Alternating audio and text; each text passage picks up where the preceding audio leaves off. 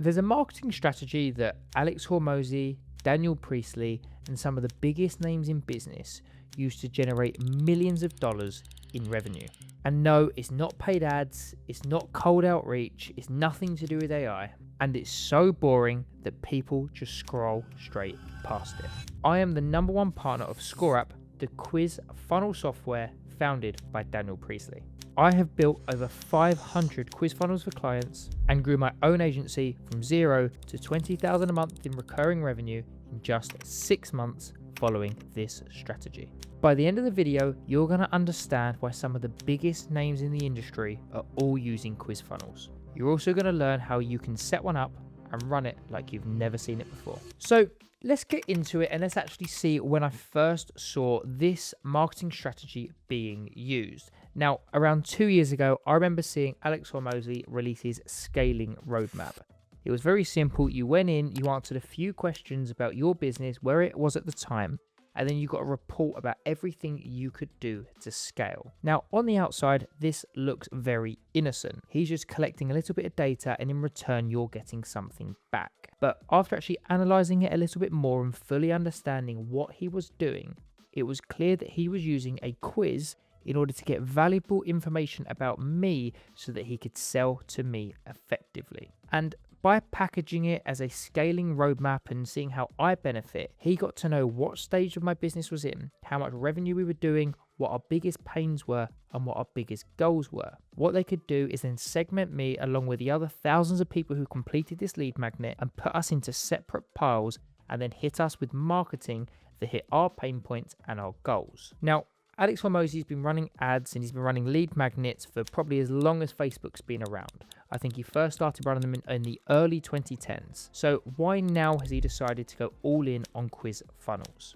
Back then, the automation softwares, the CRMs, the AI that they used after the initial lead magnet was never as good as it was today. So what used to normally happen was you'd have a lead magnet, you'd get your data, and then you'd send everyone the same thing. You might call them, you might email them, but you would never really segment them. You'd never really put people in different piles based off their goals, their pain points, their revenue, and where they actually were trying to get their business. Now, with quiz funnels and the ability to actually segment data, you can put people into different piles at literally a click of a button. Sometimes you don't even have to do it if it's set up correctly. What this allows you to do is allow every single person that you then reach out to after they've given you the data to feel like they have something personal hitting their inbox. Now, it's not just emails. This could be calls, this could be WhatsApp follow-ups, this could be a variety of different nurture sequences, but you can't do it unless you have the data segmented at the top.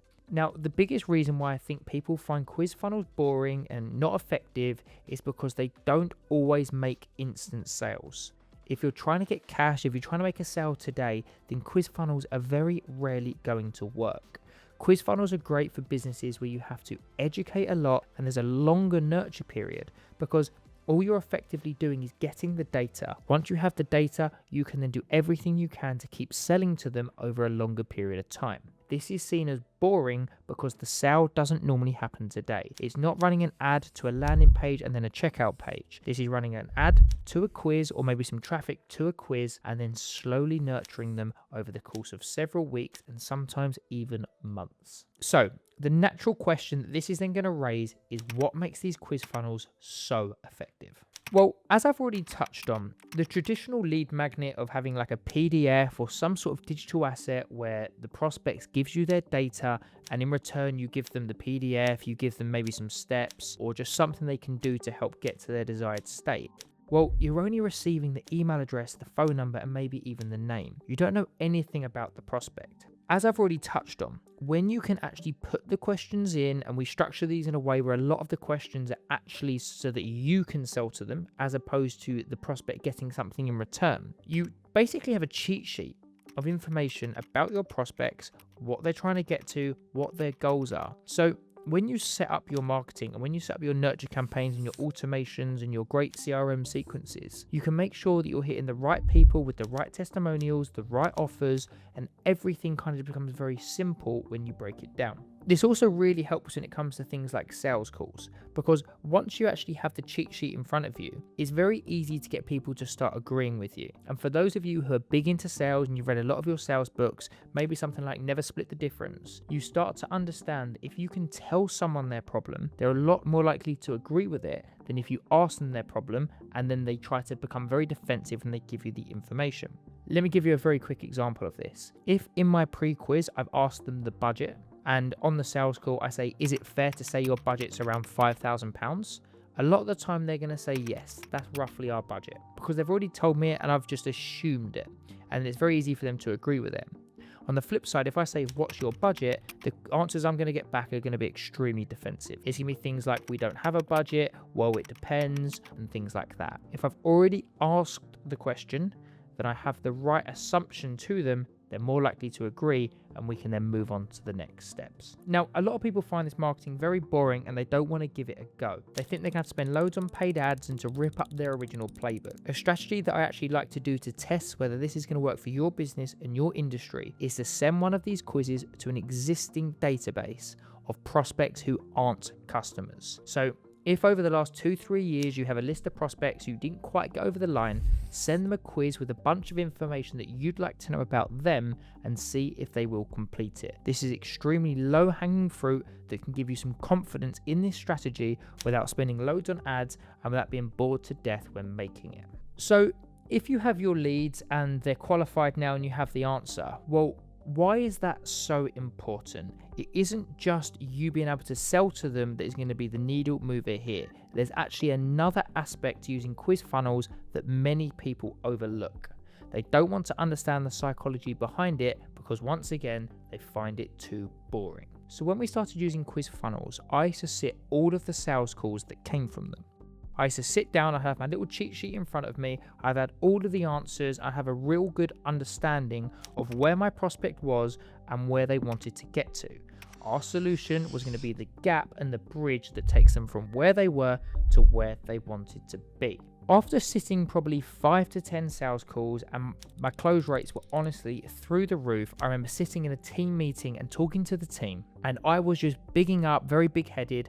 I was like, I'm the best sales guy in the world. Overnight, I become the best salesperson in the world. And I thought I could use a lot of the stuff that I'd learned in sales books and watching videos online and sales training. But something occurred to me when I spoke to a client about maybe 3 months into their journey with us. Essentially, I asked them, what was it that made you trust us? What was it that made you sign up with us in the first place? And I was basically waiting for them to say something along the lines of, you were very good at explaining where we were and where you wanted to get to. And that actually wasn't the case. Their response completely shocked me to this day, and it completely changed how I saw these funnels. Their response to me was that they'd already decided to use us before the sales call. Now, that was groundbreaking for us. It was the first time I'd ever even heard of something like that. And what they went on to explain was that throughout the quiz and the funnel, they actually self-diagnosed and educated themselves that they wanted our product. Now, before they even got to the funnel, they had no idea that what we did was even a thing. But by the end of it, they'd convinced themselves that what we offered was going to be perfect for them. Now, this goes against a lot of our psychology and a lot of our philosophy about how our quiz funnels work. But convincing someone nearly immediately can only be done if they fully understand either your product or the pain that they were in.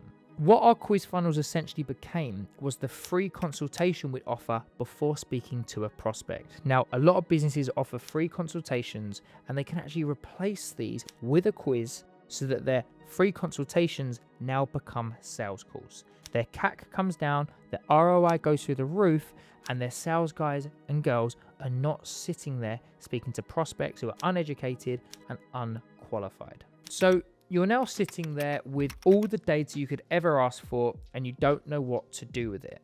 This method is something that I've always called the data dustbin method. The concept that you open up a dustbin, you put as much data in it as you can, and then when you go and build your nurture sequences, you go in, you pull the right things out, and then you put the right additions to go into it so they work amazingly. Here's what you're going to do. You're going to go through and you're actually going to break down how many segments of people you have, how many groups of people that you have. It could be done by gender, it could be done on size of business, it could be done on revenue, it could be done on headcount, it could be done on body fat percentage. Whatever you want to do, you want to break it down into as many groups as you can. Now, you can go overkill with this. I've done it before. Let's break it down to, how big a person's ring size is, or how many teeth they've got in their mouth. You don't want to go that far. You just want a few segments which you can then go and relate to them very, very specifically. Once you then have your group of people, you want to go and find testimonials that back up what you sell specific to those people. Let's say you've helped a 25-year-old guy lose weight.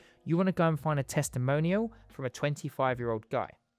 Once you've got that into the group, and let's say you've got then a 50+ group, you want to go and find a testimony from a man who's 50+ who you've helped. You can do the same thing for females, and then you're then sat with 4 different groups. Once you have the 4 testimonials down, or 8 testimonials, or 16, however many groups you've got, you then want to start writing copy. And let's say you're going for email for now, you want to start writing copy that resonates with that person. So if I was trying to nurture a 25-year-old guy via email, I wouldn't sit there and type out email copy that related to a 25-year-old man picking his grandchildren up easier. It's not going to resonate with them, and it's actually going to put them off what you sell.